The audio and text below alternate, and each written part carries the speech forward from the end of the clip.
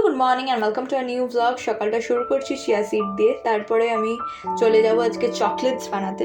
আমার একজন বহু পুরনো ক্লায়েন্ট এবং ভীষণ মনের কাছের মানুষ, কারণ উনি আমাকে সেই সময় থেকে ভরসা করেছেন যখন কেউ ভরসা করেনি।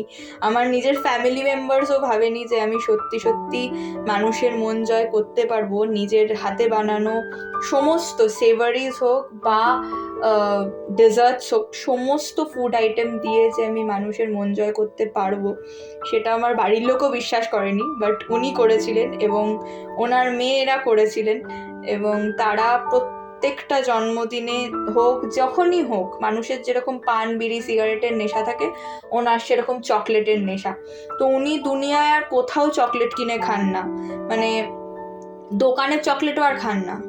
তো আমাকে বলে দেওয়া হয়েছিল যে বাড়ি এসে দিয়ে যাস আর একটু দেখা করেও যাস, অনেক দিন আসিস না। তাই জন্য আমি আবার এসেছি, এসে আবার চা নিয়েও বসেছি।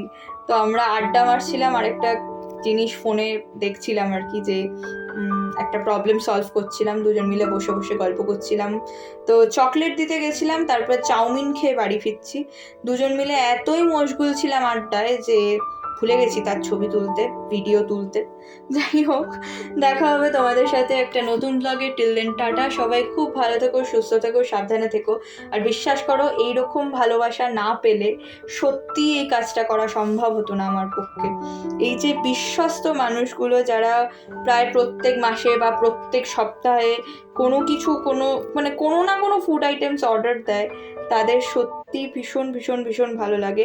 অর্ডার দেয় বলে ভালো লাগার থেকেও বড় কথা হচ্ছে এই ভরসাটা, রিপিট ক্লায়েন্ট, এই যে আশীর্বাদ, এই যে ভরসা, সেই জায়গাটা দুর্দান্ত। তো যাই হোক, চলো দেখা হবে আরেকটা নতুন ব্লগে।